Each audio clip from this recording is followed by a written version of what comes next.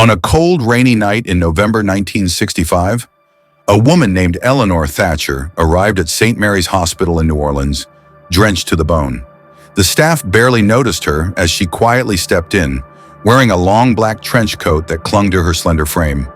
Her eyes, a piercing shade of green, stared ahead with unsettling calm. She didn't have an appointment, didn't seem like the kind of person who needed one. She simply approached the desk and asked to speak to someone.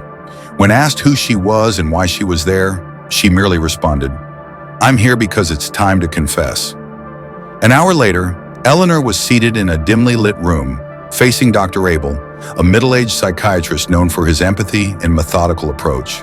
The storm raged outside, pounding against the windows like nature itself wanted in. Eleanor didn't seem to care. She began her story the moment she sat down, her voice soft but sure. "I was born on November 1st, 1905, in a small town called Dunwich, Massachusetts. You haven't heard of it, no one has. It doesn't exist anymore." Dr. Abel raised an eyebrow but said nothing, motioning for her to continue. Eleanor leaned back in her chair, looking at a point far beyond the room. It was a strange town, even by the standards of the time. The locals, they weren't right. My mother used to say the land itself was cursed, that something had crawled out of the earth long before people settled there. I thought it was just superstition. Everyone did until the disappearances started. She paused and Dr. Abel leaned forward slightly, intrigued but maintaining a professional detachment. "It was 1923, Eleanor continued, when the first person vanished. A girl named Violet Wilkins. She was just 14. She was there one moment, walking down the road toward the river, and the next, gone. No one saw a thing, but they found her shoes, neatly placed side by side on the riverbank. It was like she just stepped out of them and disappeared into thin air. After that, others followed. One by one, people started disappearing, all under strange circumstances." Dr. Abel scribbled notes, but Eleanor didn't seem to notice. "It wasn't until my brother Thomas disappeared that I began to understand what was happening," she said, her voice trembling slightly. "Tommy was only 9. We were playing in the woods just outside town, like we always did. It was early evening, the sun was setting, and everything had this eerie orange glow. We heard a sound, like whispering, but it was coming from the trees themselves." Eleanor's gaze dropped to her hands and she clasped them together tightly. "I told Tommy we should go back, but he said he wanted to find out what it was. He was always the curious one, always wanting to explore. I stayed back, watching as he walked ahead. And then, it happened. The trees, no, something in the trees reached out. I couldn't see it, not clearly, but I felt it. There was this presence in the woods, something old and hungry. It pulled him in, right in front of me. One moment, he was there, calling my name, and the next, he was gone. I ran back home, screaming." Dr. Abel stopped writing and looked up, trying to gauge whether this was the rambling of a troubled mind or something else entirely. "The town searched the woods for days," Eleanor continued, "but they never found him. They never found any of them. I knew, though. I knew what had taken him. It wasn't human. It wasn't anything natural. And whatever it was, it wanted more." Her voice grew quieter. "My mother knew too. She'd heard the stories from the old folk, the ones who'd been there before the town was even founded. They talked about the things in the woods, the ones that watched and waited.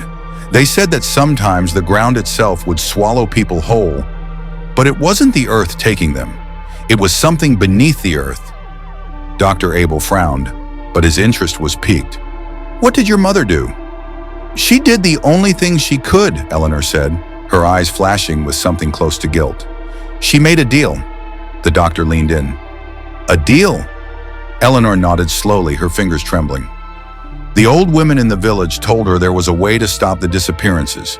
They said that once every 100 years the earth opens, and the creatures beneath demand a sacrifice.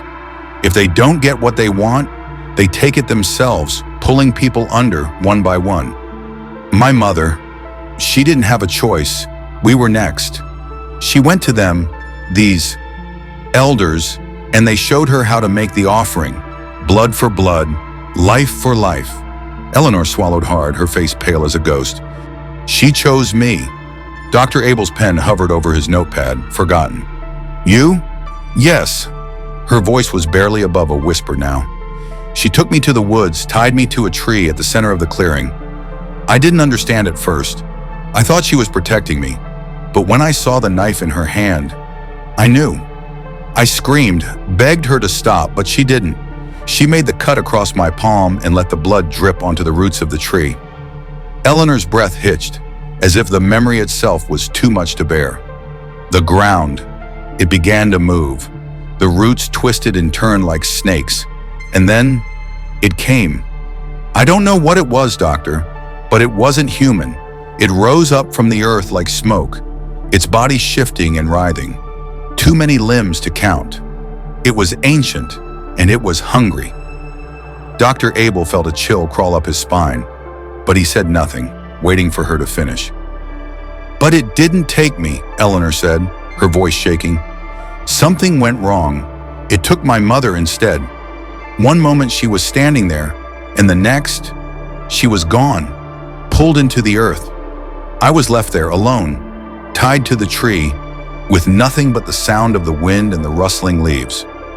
The elders found me the next morning and let me go, but they said I'd been marked. Dr. Abel tilted his head. Marked? Yes. Whatever it was, whatever had taken my mother, it left a part of itself with me. I felt it inside, growing stronger every day. At first, it was just dreams, nightmares really. I'd see the woods, the trees whispering, calling to me. But then, it got worse. Eleanor's hands clenched tightly, her knuckles white. I started to hear it, even when I was awake. It wanted me to come back. It wanted me to finish what had been started. For years, I tried to ignore it, but the whispers grew louder, more insistent. And then, the disappearances started again. Her eyes met Dr. Abel's, full of fear and desperation. It was me, she said, her voice cracking. I didn't mean to, but it was me. Every time I heard the whispers, someone else vanished. I tried to stop it, I tried to run, but no matter where I went, the trees followed. The town was swallowed whole, doctor. Every single person, gone, and I was the only one left. Dr. Abel sat back, processing the weight of her words. He'd heard many confessions in his time, but this one was different. There was something raw, something terrifyingly real in her voice. And now? He asked, his own voice quiet. Eleanor closed her eyes, her body trembling. Now it's here again. I thought I could escape it by coming to New Orleans. But the whispers, they've started again. It wants me to finish the sacrifice, to give it what it's owed. If I don't, her words trailed off, but Dr. Abel understood. He stood up and walked toward the window, looking out into the storm. The trees outside swayed violently, their branches tapping against the glass as if demanding entry. I don't know what to do, doctor, Eleanor whispered. I've run for so long, but it always finds me. Dr. Abel turned to face her, his expression unreadable. You've been running from something that cannot be outrun, he said softly, but perhaps there is still a way to stop it. Eleanor looked up at him, hope flickering in her eyes for the first time. How? He stepped closer, his voice barely audible over the storm. You need to finish the ritual. She flinched. I can't. I won't kill anyone. Dr. Abel smiled, but it wasn't a kind smile. You don't have to. Before she could react, he reached into his coat pocket and pulled out a small, jagged knife. Eleanor's eyes widened in horror, but before she could scream, he made a swift, deep cut across his palm and held it out toward her. The blood of the willing, he said, his voice low and cold. It's always been the only way.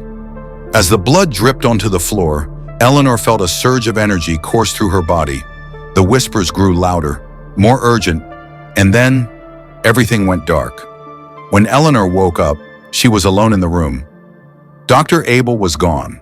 The storm had passed, and the trees outside were still. For the first time in years, the whispers were silent.